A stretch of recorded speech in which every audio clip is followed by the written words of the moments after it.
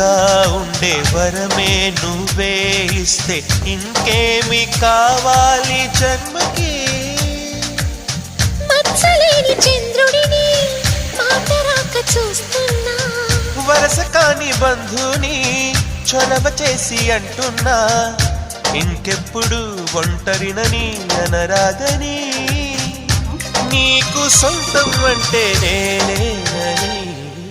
కొమ్మ కొమ్మ విన్నావమ్మ కోయిల వస్తుంది, వస్తూ వస్తూ తనతో వెన్నెల వెలుగులు తెస్తుంది.